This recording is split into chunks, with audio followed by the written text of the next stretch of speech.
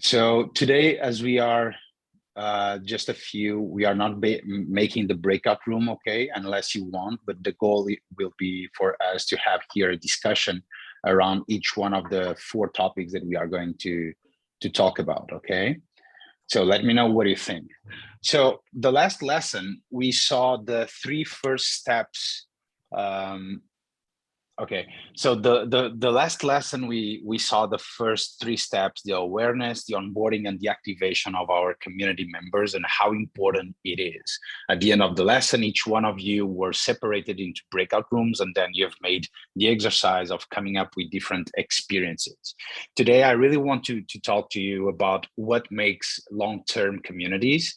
And when we talk about long-term communities, we are really talking about four very important steps. So the first is engagement, the second contribution, in this case in Web3 mostly, the third is retention, and then is referral, okay? So just if we take a look back, if on our last class we saw these three here, now we are going to focus on these four, okay?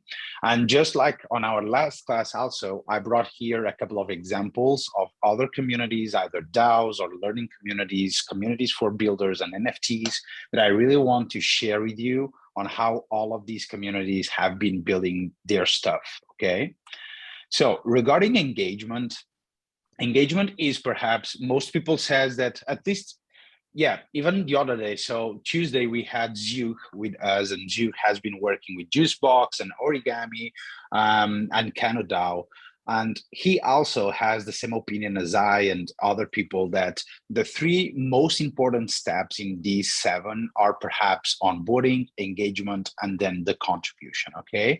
Contribution, like if we get back to what Francisco said 3 lessons ago, contribution is perhaps one of the most important, because eventually it is what allow us to have more people bringing more value to the community, which then leads to the fact that our connections, the network of the community, gets much stronger, okay? But we can only get to the contribution if we have people engaging at first, okay? And so when we are talking about engagement, or the engagement phases, is when the community starts getting more value from their peers, the community members involved in the community, okay? And in this case, there are many communities using different architectures and different features, incentives, and rewards on how to make people engage often, okay? But some of these are like help others succeed and you also will succeed, or how you can make your community members evolve or grow in this community ladder is another way for you to build some sort of engagement, okay? And so let's just see here 2 examples. So on our left, we have here BuildSpace, and BuildSpace is a community for Web3 developers, okay? Basically, they are a learning community just like ours, or Safari, or Odyssey DAO, and others. But in this case, they have a bunch of things just for developers, okay?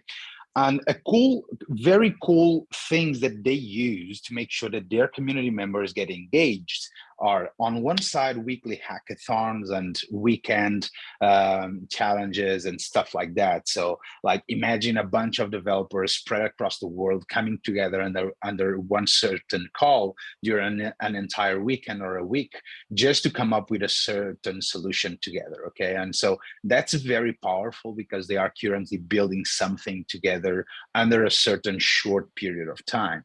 And at the same time, BuildSpace also has a lot of learning paths for developers to start to learn how to become a Web3 developer. And while you learn, you start earning NFTs, okay? And so they give you NFTs each time you conclude a new course, which is also another way for you to keep engaging and getting back to the community. A third thing that they do on their Discord is, like, if you jump into their Discord and you start helping people with questions, like helping them out in terms of code, reviewing code and stuff like that, they will give you some points, and those points will allow you to get upper roles in the community and more visibility in the community. And so I think that in terms of a learning community, BuildSpace is a very strong one, because they have very good incentives, not money-wise, that allow people to come together and keep coming back to the community, to keep bringing more value and engaging with each other. On another side, we have here a very cool, perhaps one of my favorite NFT projects, which is the Nouns DAO. Okay, so the Nouns DAO, basically they ship a new noun, okay, which is like these awesome dudes, and they sell a new noun every single day under an auction, and arguably, according to them, it will be forever. Okay, so as you can see, one noun every day forever. And one of the best things that they use, like just by having a public mind every single day from their own project, they make people come back and stay engaging because everyone is waiting for the next mind. Okay. And so just by having daily ceremonies or daily rituals, it allows people to build some habit, build some consistency. Okay, let me just see who is here with sound, just to mute people. Okay. Yeah, so I was saying that the nouns DAO, just by having these daily minds, they allow people to get back to another mind, to mind another noun.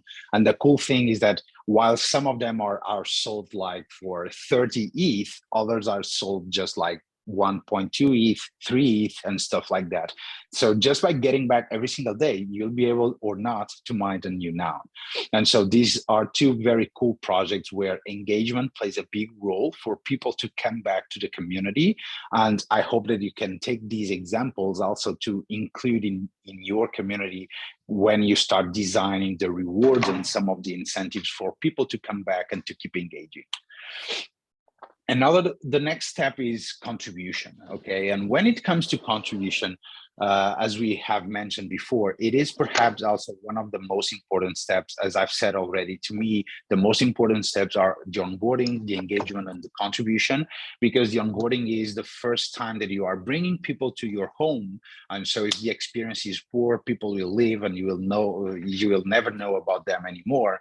With engagement is really about making people stay for a long time on your community, but that's more into the retention. But the engagement is for people to start building relationship, meeting each other, and staying on your community. And contribution is really about having community members contributing positively into the community, building a stronger network. Okay, and so when it comes to the contribution, nowadays in Web3, there is a lot of new concepts that people use for contribution, okay? It may be, for example, quests or bounties. It can also be like grants, for example. So grants is like, imagine a crowdfunding campaign, but where you have some things that you have to achieve first instead of just getting money and stuff like that, okay? And some communities have been built on top of these contributions from their community members, which is awesome, okay, in terms of having more people coming together to your community and being able to bring more value to the community, okay? And some of the ways on how these community members have been delivering value or creating value to the community is like, you have communities where there are a ton of developers who develop the product, okay? And some examples may be, for example, Ethereum. So Ethereum has a huge community beneath Ethereum Foundation. And what happens is that people across the world come together to develop open source code on top of Ethereum, okay? Others may be, for example, developer DAO, okay, where a lot of developers come together also just to build stuff together and to keep building stuff together. But contributors can also contribute in other ways, like with marketing, community management, content creation, even legal lead, okay? And so there are a lot of stuff that you as a contributor can start doing on any community most of the times. And so I brought you here two great communities that I love both.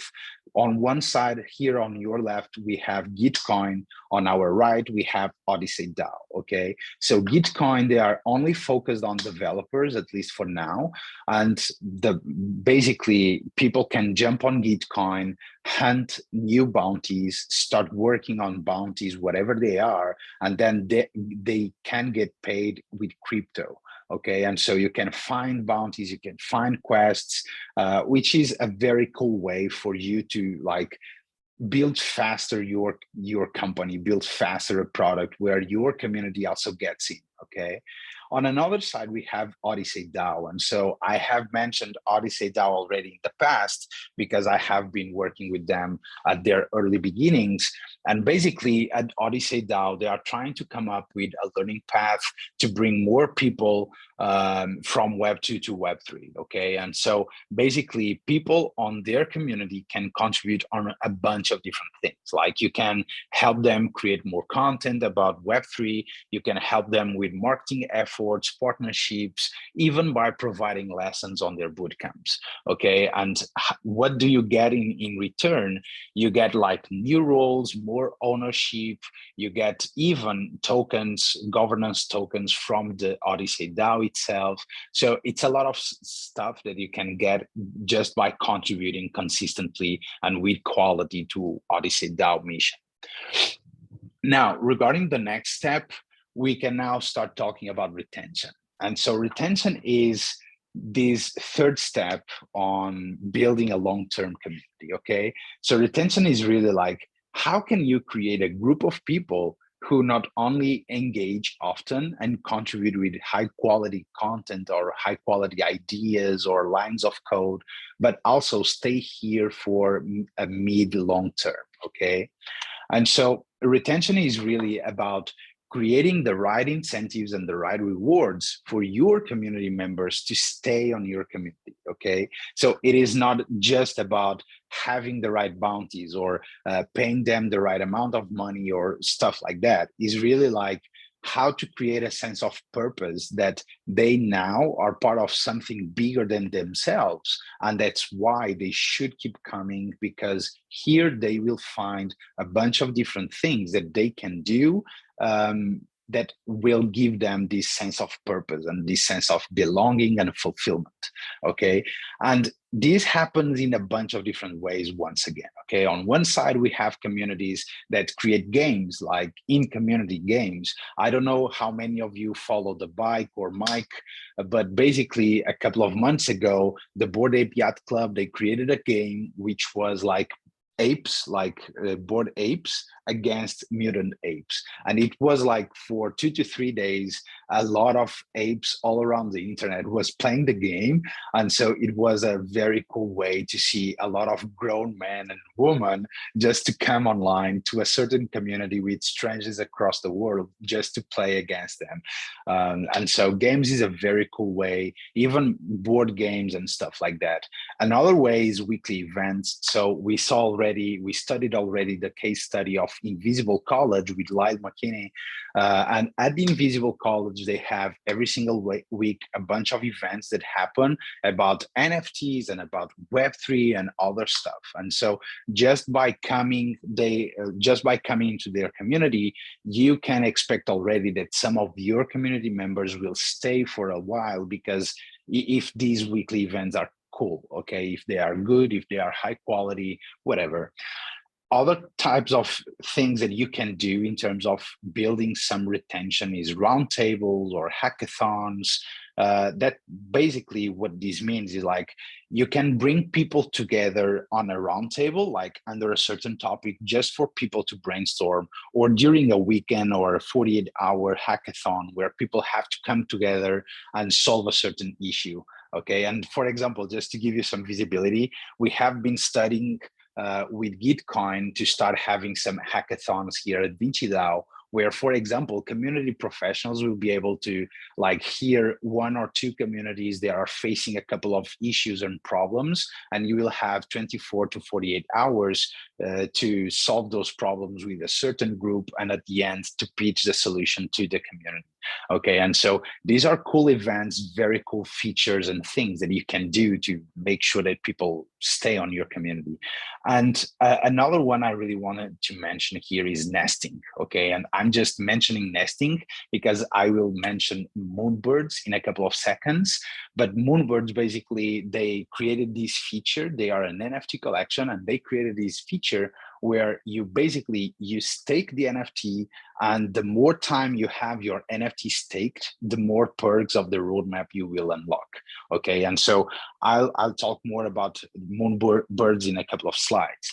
But regarding these two examples here, so on one side we have Doodles, Doodles, they are an NFT collection and a very cool community. And basically, how they have designed the way for people to stay on the community. Basically, like if you stay on their community, you will be able to contribute to their roadmap actively. Like the roadmap of the Doodles community will be also, or will also come have some of the ideas, some of the things that you wanted to have, you know, you can have a say in their future. And also on Doodles, on their community, they are currently building a lot of games. Like Doodles has been using their money to develop a very cool game. They had some issues when they started to try to launch the game. Still, I'm very bullish in Doodles, so I'm sorry here if I seem like a fanboy, but basically they have been building this huge game where people can come together and meet each other through the game itself. Okay, so I think it is a very cool way to bring people together.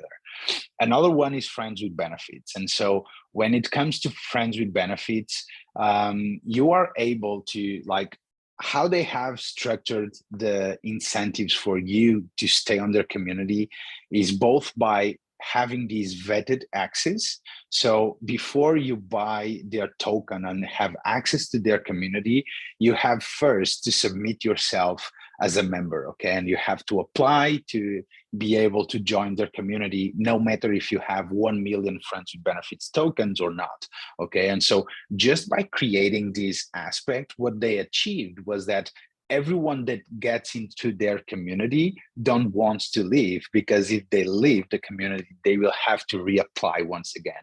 And while they may have some good relationships, it's always a certain some of a awkward moment, let's say. And so by having these vetted access and these apply to join, apply only, they have created this very cool community where people can come together, have a bunch of different events. They are currently building a ton of tools also for communities and for their community and a lot of stuff like that. And now just the last step, which is the referral, okay? And when it comes to referral, we are really talking about how can we make sure that our community members help us in terms of spreading the message, okay? Referral is not just about spreading the message outside of the community, but it is also in terms of the inside of the community, how to make sure that the network that we have been building stays strong over time, and at the same time lives in this quite exclusive networked way of building things, okay? And so it is really about how to keep growing as strong as possible and bringing the best people possible into the community, okay? And you will see that sometimes people will use Twitter shoutouts. Like some communities, they are so hyped, they are constantly shouting on Twitter to bring more people, like spreading their hype, spreading the emotion, spreading the feeling of being part of this community, how awesome it is.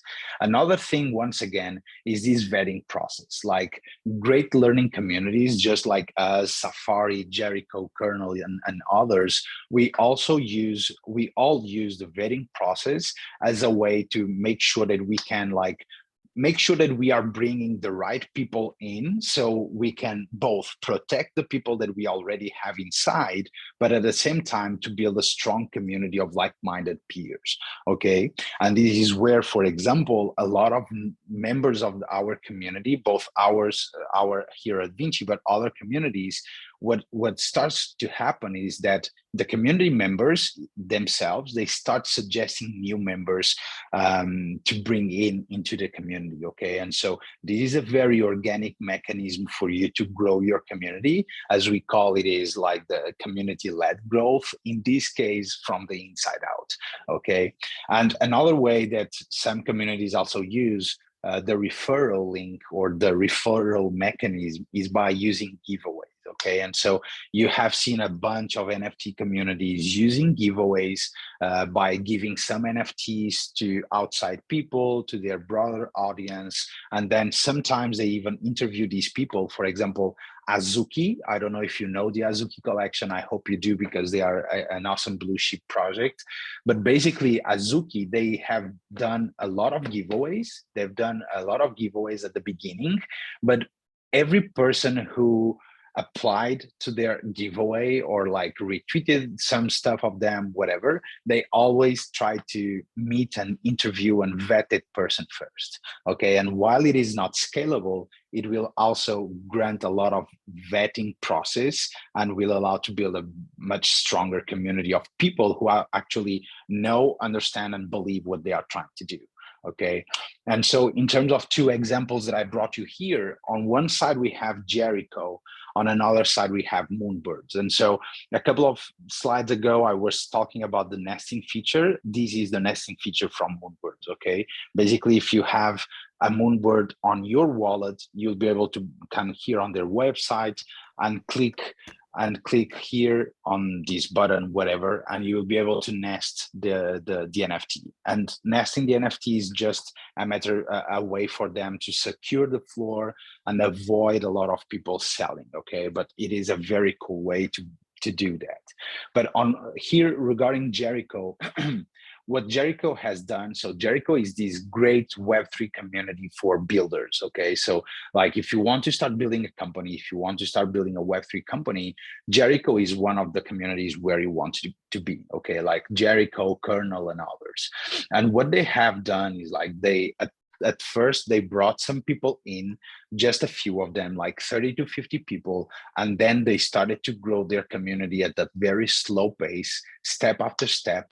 And now, even nowadays, if you want to join, you have to not only apply to join, but sometimes you can also be invited, okay? So this is another cool feature that Friends with Benefits have, that sometimes from time to time, they also invite people to join the Friends with Benefits community. And so in this case with Jericho, the same goes on, okay?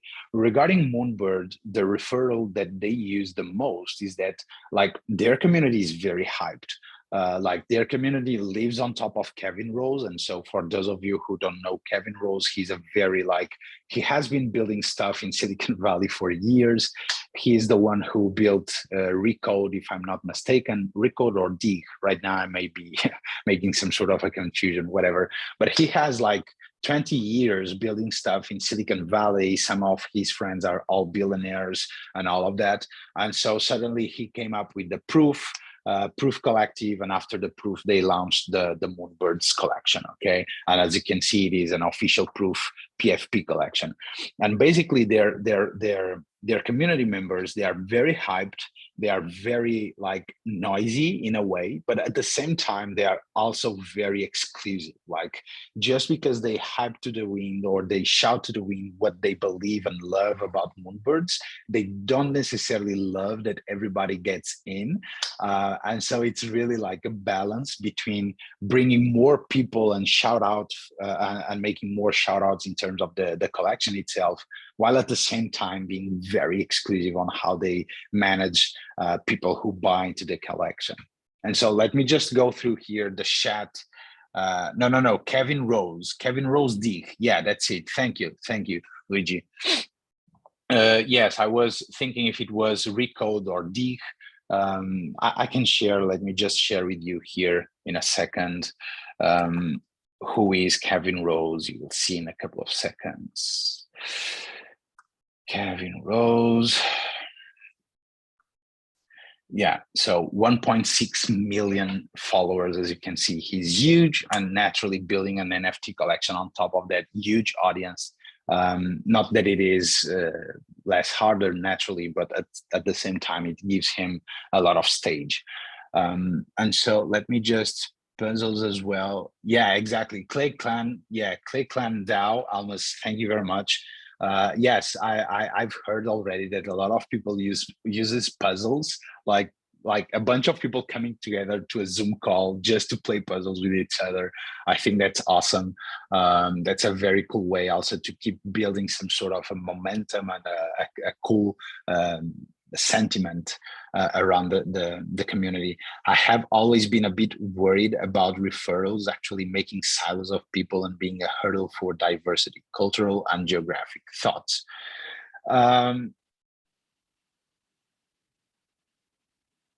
Yes, Luigi, I know that's what I meant.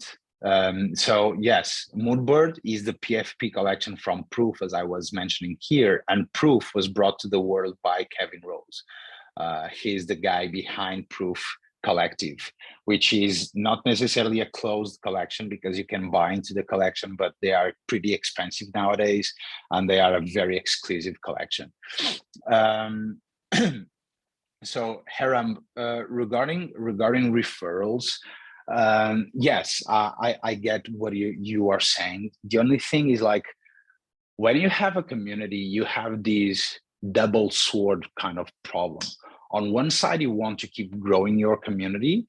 On another side, you want to make it as tight as possible to make sure that it is as valuable as possible for people joining your community.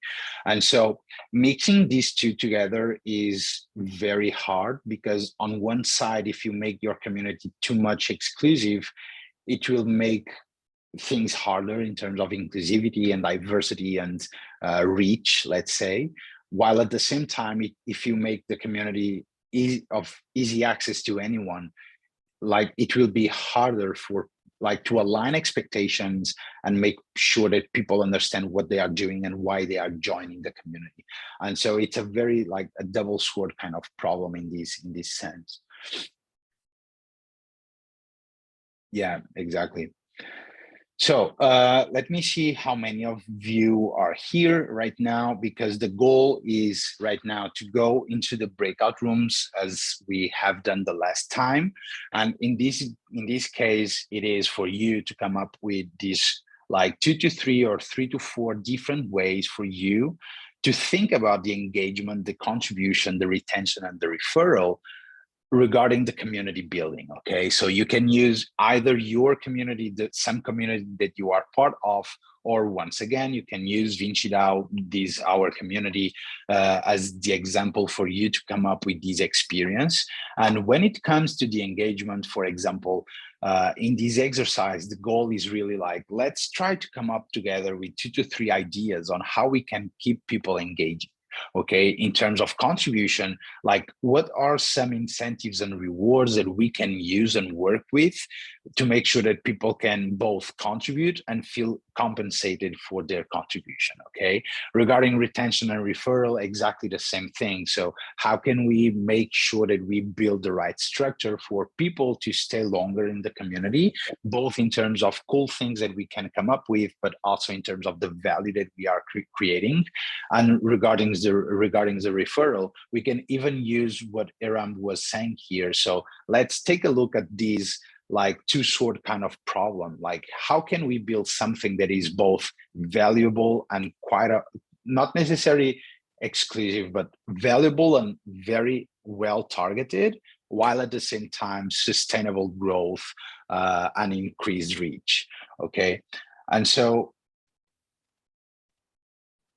yes, they are, Iram. Yes, they are. But also because Web3 communities are so young.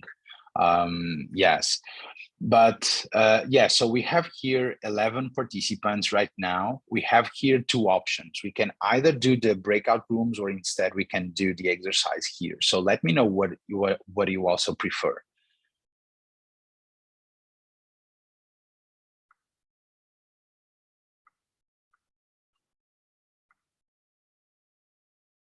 Here.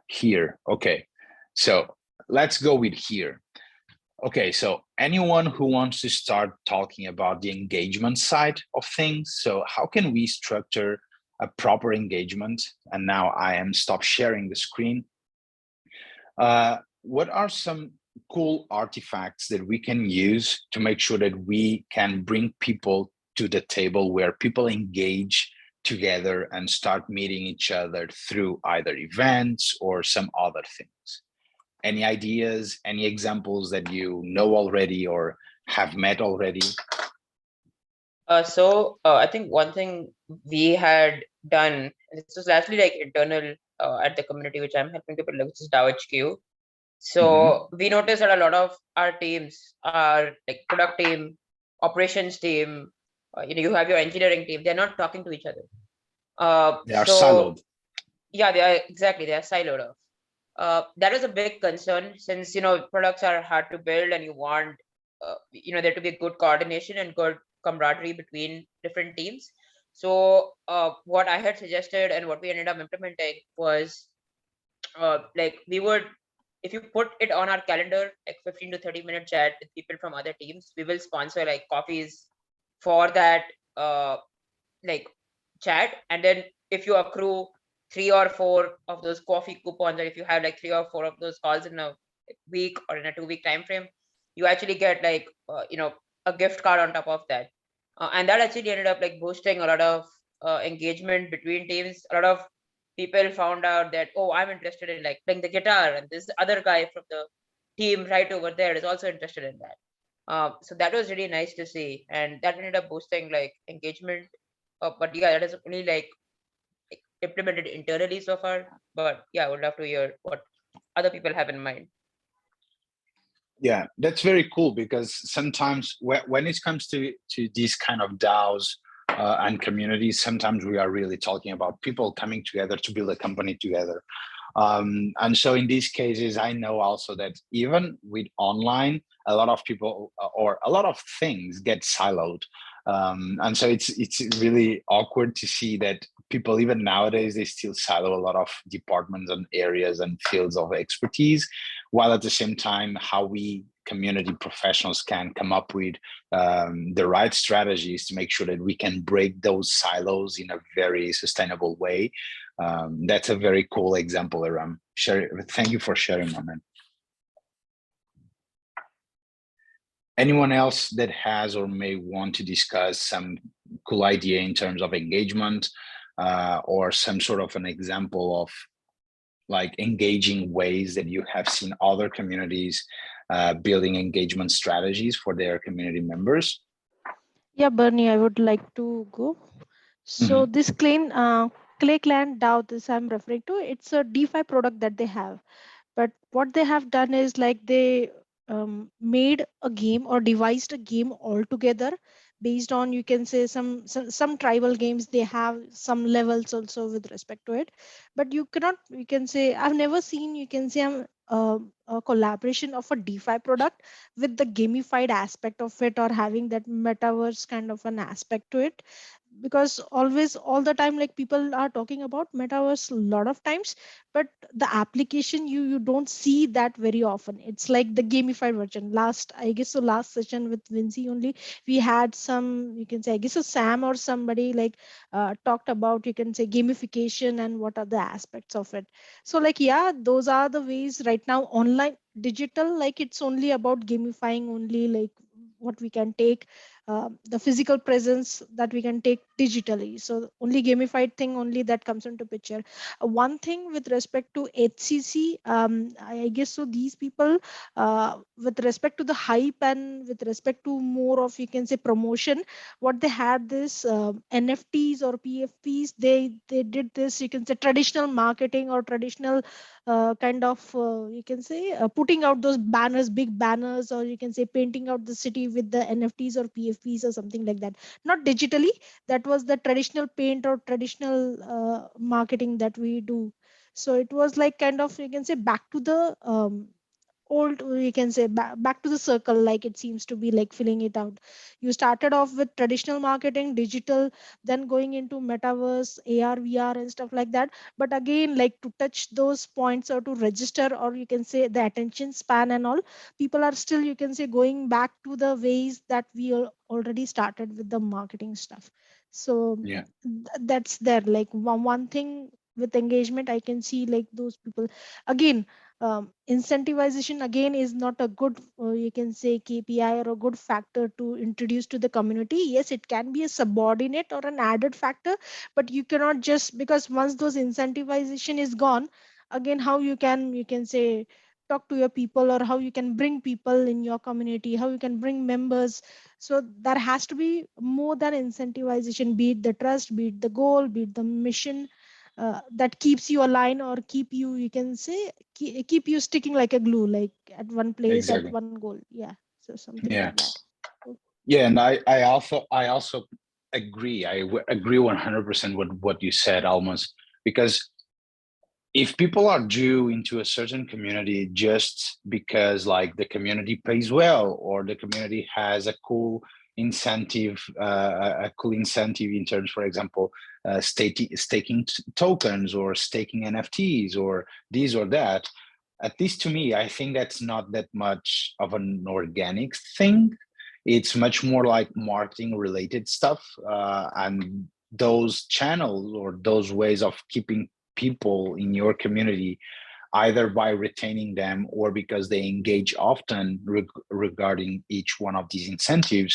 What we'll make is like each one of these will have different costs, and we'll have to analyze each one of them, and what is like the best, the most sustainable, and what is actually organic, or what only works because you have some sort of an incentive there.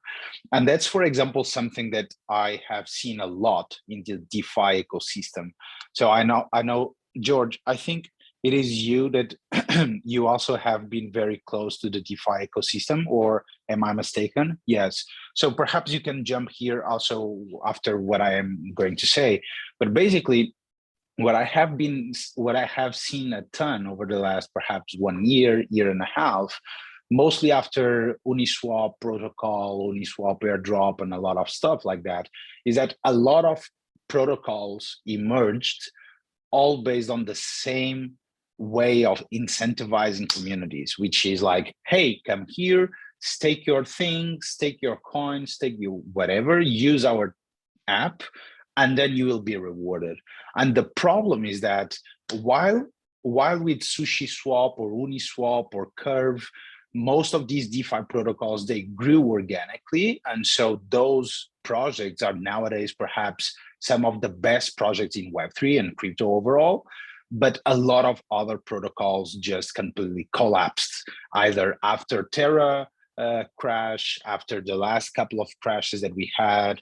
And so, yeah, George, I don't know if you want to bring any other thought on top of these, of how to create organic, yes, especially with the bear market that we are right now. Yeah, but let me know, my man, what do you think in terms of coming up with the right incentives for your community to engage organically, instead of like almost drugged by the what you give or provide? Yeah, I think a lot of Web3 DeFi projects, all of these are realizing that the money incentive is very short-term thinking, right? If you do look at some of these other more successful communities, even Bitcoin itself, like the idea was not everyone was going to get rich in the early days. It was actually about like, wow, this might be the next world global currency, right? I remember in the very early days, I was like, you know, in alleyways, like trading Bitcoin and going like, oh, this is so much better than fiat or anything else.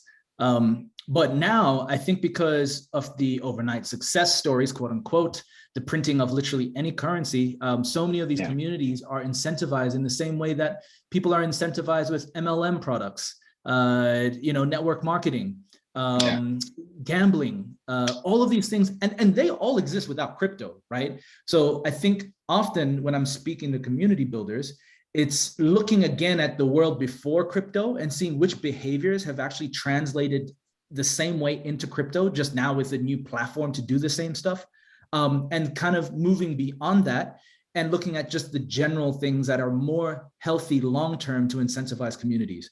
And it goes back to general gamification things, looking at your member and their real why, right? Like, why are they getting involved beyond more than just the money lure? Because that's it's like when you give out free gifts, right? You get a whole bunch of emails of people who are just there for the freebie, but then they never engage with the community long-term or anything. It's the same thing in DeFi, it's the same, like the entire ecosystem.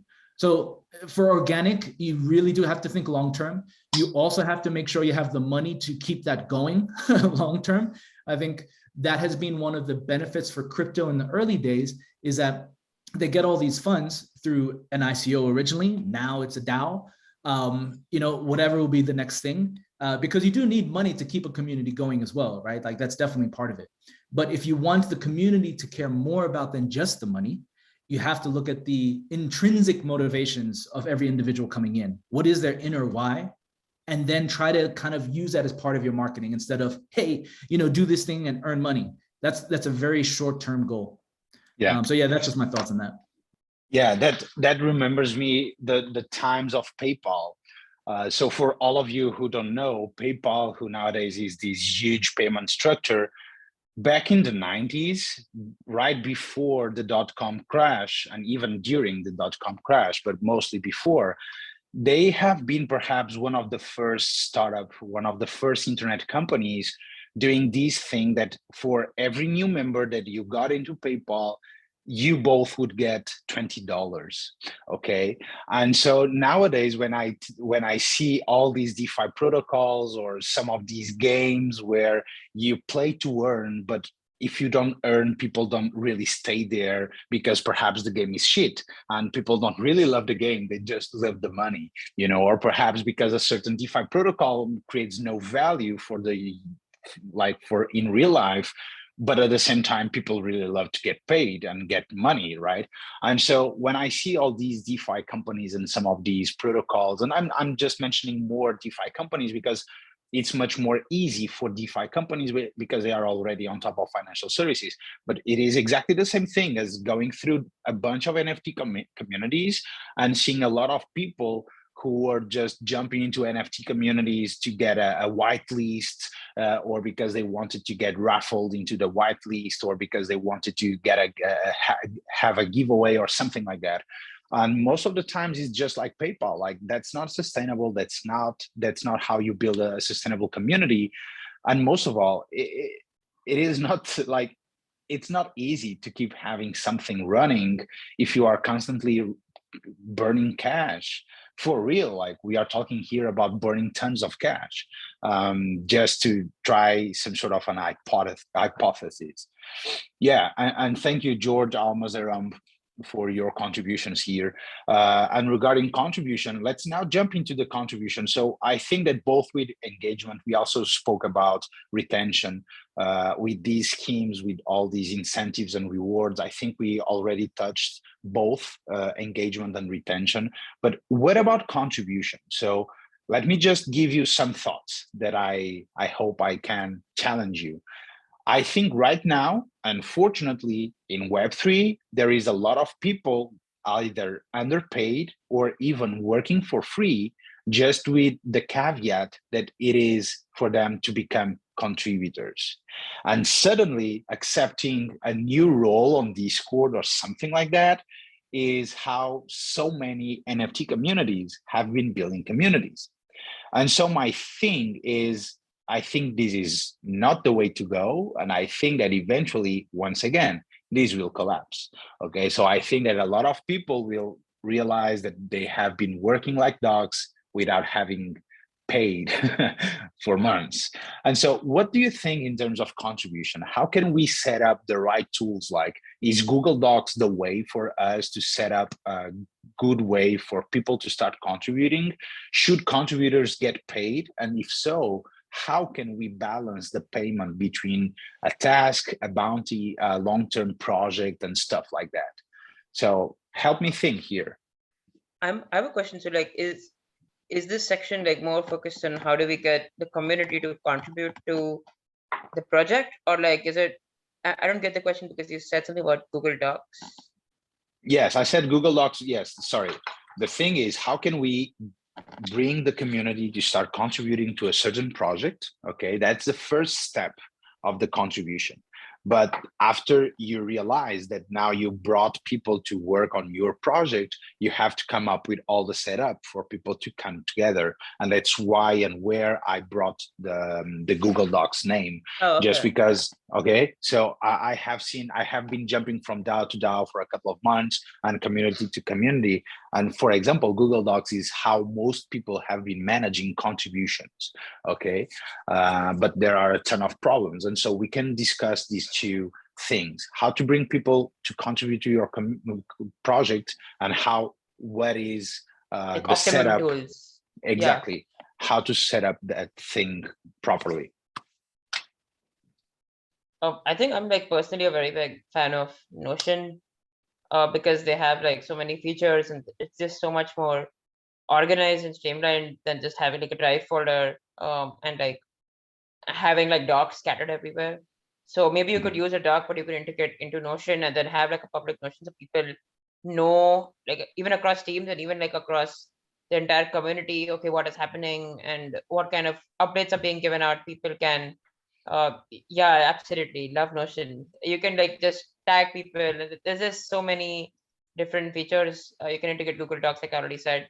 I think in terms of like getting the community to come together and to actually contribute, there is one or two trade-offs here, right? Like we talked about double-edged swords earlier.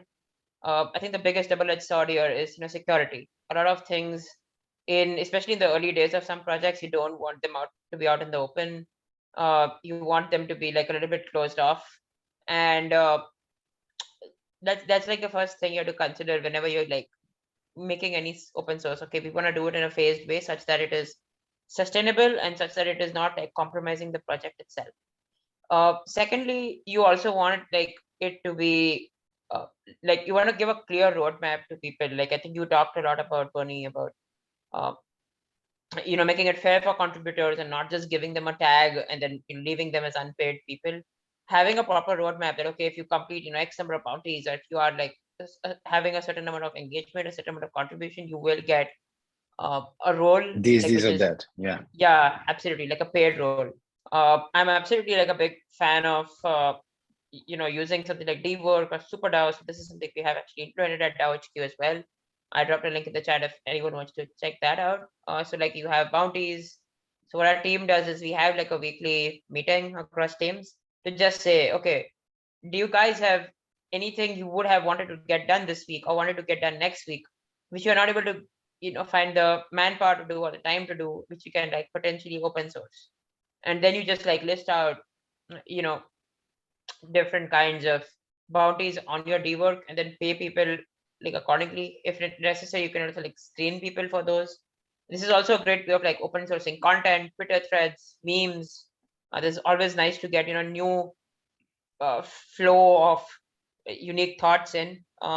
This always happens when you like onboard a new employee too, right? Like they have got new energy coming in and they have got a better way to look at things. So this is how we have done things. And yeah, I would love to hear your guys' thoughts on it, especially on the optimal tools, since there always are like some hidden gems out there. Yeah.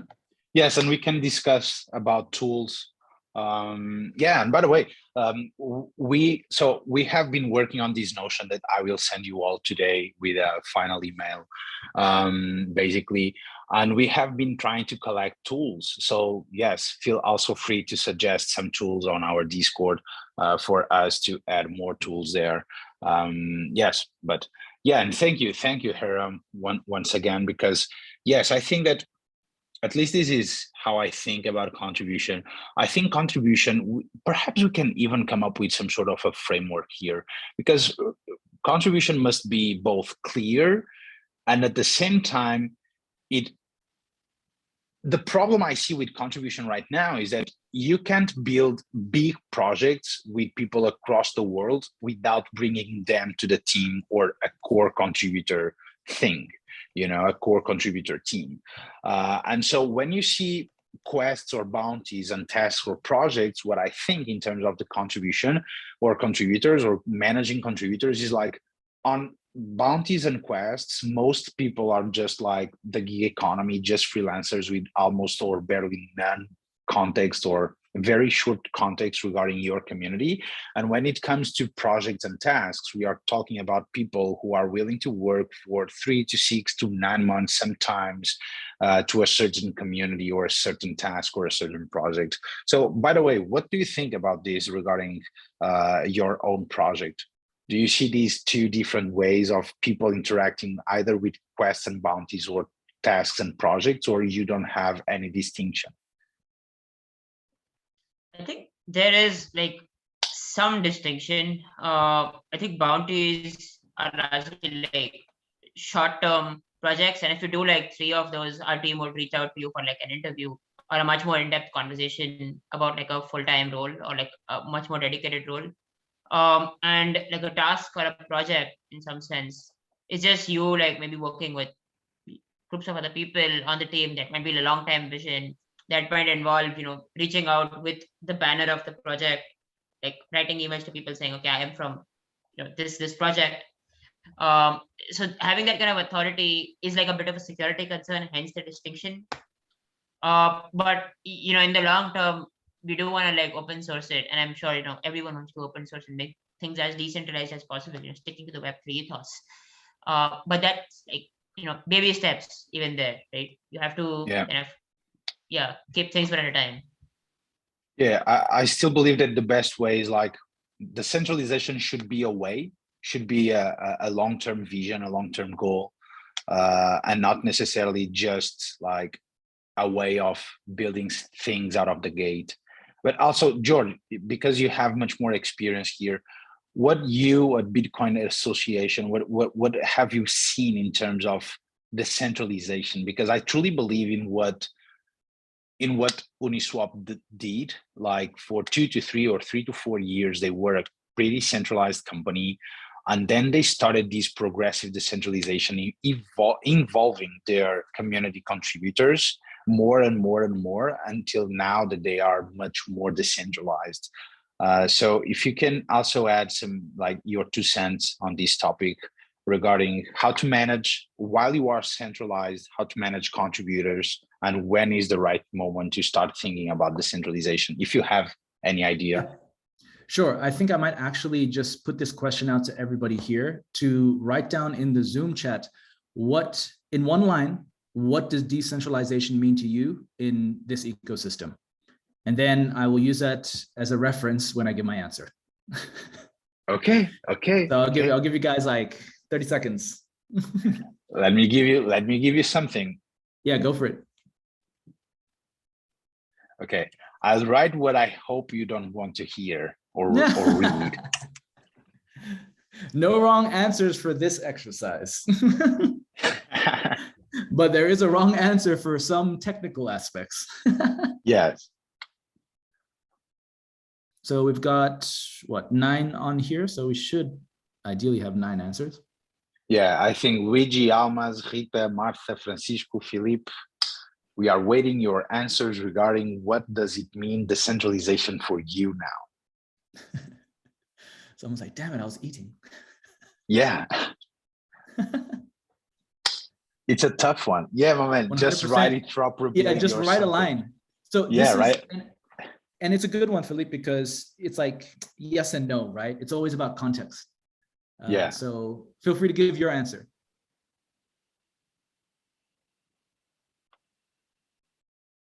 Wow, I didn't expect it to get in such in-depth thinking today. Thanks, George. Some big philosophy. Yeah, that's true. This is like George, it's a good one, right? Phil is here just for the beer, bro. He's here just for the beer. No, but this is a good exercise, right? For everybody, because one thing I think people get swept up in is the idea or the ideology of decentralization versus the sort of roots of decentralization in this ecosystem from a technology aspect. I mean, even within Bitcoin, so this goes back to your question, right? Within the Bitcoin Association, even within the teams and like internal players, there's disagreement on the decentralization aspect, because the way that people interpret it, if we go all the way back to even the white paper in Bitcoin, when I read it, I looked at the decentralization aspect being simply about, Bitcoin talks about peer-to-peer payments, right? So my understanding was that the current or the traditional model was that you required a bank in between online payments, because there was no way to have peer-to-peer, like truly from Alice to Bob, without some trusted third party, right, being involved. So that was centralized in that aspect because you needed a financial institution or bank.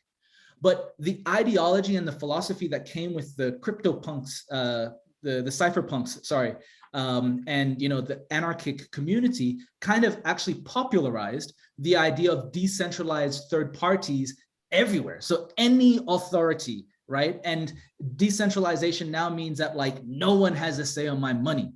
But my understanding from Bitcoin was that it was just about that payment aspect, right? It had nothing to say about a government can't come in and seize funds. Like I just shared that news about the insider trading aspect, right? A whole bunch of people can get done for now because of these technically third-party centralized aspects of Coinbase. And when you ask some folks about how decentralized is decentralized, no one can answer that bloody question because it's an infinite game there, right? And people's ideas of how decentralized is decentralized enough is different. So there's with such a foundation that is shaky, it means that the entire ecosystem is constantly going to be building on quicksand and things drop, right? And it sucks for community builders because we're relying on these technology players to do their part and to provide some solid foundations. And then boom, a community can just be wiped out just like that. I saw this in the ICO days. I'm seeing it in NFTs, and even DAOs, I think, are going to be the next group to kind of fall the same, have the same fate, applied to it because of these shaky philosophical issues. So you can see here with the answers, right? There's people talking about governance. That's kind of like a DAO approach to decentralization. Which had technically nothing to do with the decentralization of Bitcoin itself. If you ask people in general crypto, right, decentralization is more about like, oh, the miners, they can't be centralized, right? And what does centralization even mean in the miner ecosystem? Well, Bitcoin split, Ethereum came out from that, right? And now also Ethereum has issues with gas fees because they thought decentralized means everybody essentially downloads the whole blockchain for themselves and they can check. Now that is actually inefficient for a payment system. So everybody's building now on a platform that is never going to scale properly. Now we have equality, equal opportunity, transparency. Great, but that is again ideological, right? Yeah. That has nothing to do with and the not technology. and not the same concept according to each 100%, from person to person. What is equal? What is fair? The only way that we can establish like I guess the same sort of rules for what's fair is law. That's why law and legal systems George, let me just jump here because Philip is almost sleeping, bro. Okay, sorry. I'm seeing here, I'm seeing here Phil, and he's almost sleeping. He was already like, I don't know if this is a talk I wanted to be enrolled today. I'm starving, guys. I have to, that's why. Yeah, no worries, man. Yeah, don't worry. I'll stop there, but you get the point. Yeah, and thank you, my man. So I don't know if you have any other things that you want to add here regarding the contribution and regarding how to bring our community members involved in our long-term vision. We have spoke already about both the engagement, how to make them engaging, the retention and the referral and the contribution. And so regarding our lesson today, this is it, my friends. I hope you have enjoyed these last 3 weeks. And basically, let me just give you some news, okay? So regarding next steps, we are just starting, okay? So we are now working on, for example, a course just on analytics for communities. So how to measure analytics, what are some of the best tools, stuff like that, okay? And we are going to start offering through our learning platform, the same learning platform that we shared with you all the last community call, okay? So for those of you who don't know it yet, we have been building this learning platform where you will start finding a lot of courses. And the goal is to make the live batches a much more like, not necessarily exclusive, but to only bring to the live feature more about, to make it more about discussion and brainstorming and hearing guests and all of that than just me regurgitating here a lot of content, okay? Because I think it's a way better way to keep learning. And so that's the first thing, is like, we are just starting right next week. We are keep building, and we are going to share more stuff with you. And also to all of you that I have been talking about, I have been talking to. So we are now putting live the NFTs that we have been talking about. So for all of you, like if you don't want them, okay, friends as usual. If you don't have the money but want to pay them, okay, nice, talk to me. If you can just like these NFTs, they will be used, as you know, just to keep building Vinci in this case. And so you can find them on www.vinci.so/mint. Okay, you'll find there all the information. And also I sent you already, all of you, an email today, and I'll keep sending you emails naturally as usual with more information. Okay, let me know if you have any questions. Let me know if you have any doubts regarding whatever topic, and let's keep learning on how to become Web3 community builders and professionals. Okay, friends? Yeah, Bernie, totally. And I would like to know like how I can, you can say, contribute more to the community. Being a freelancer or being a generalist myself, I'm not quite to the trading aspects and those stuff. So if there is an alternative to this that in any way I can help it, yeah, I'm sure and happy to do that. Yeah. And thank you, Almas. Yeah, so also that's like, as I've said, I will send you an email with the Notion page, and I will also share all of that on our Discord. And basically, because we have already almost 9 people who want to start contributing, either by creating content, either with our newsletter, partnerships, or creating the content for our courses on the learning platform. And so we will make everything, all the details available during the next couple of days. Okay, Almas? So we have been working to first finish the batch and now start all the contribution for us to be able to, in a couple of weeks, bring more people from the third batch, because we already have almost 150 applicants to the new batch, and we have to start selecting these people and all of that. Okay. Thank you. Great. Yeah. Look forward to it. Yeah. Thank you. And thank you very much, Almas. Thank you very much. So friends, once again, thank you for being part of all of these. This has been a hell of an experiment for all of us. I have been learning a ton. And also, I'll ask to each one of you to start scheduling a few, like 15 minutes next week, just for you to like give me some feedback and say where we have to improve. Okay, so feel free to just break everything up, say that everything is a shit so we can improve. Okay, we are here building and learning alongside with you, and so let's keep building here something awesome. Okay, friends, have a great day. Thanks, Have Bernie. a great weekend. Thank you all for being here. Yeah. Bye-bye. Thanks, you. everybody. Bye-bye. Yeah. Bye-bye. Thank you so much, Bunny. Bye-bye. Bye-bye, Ram. Thank you.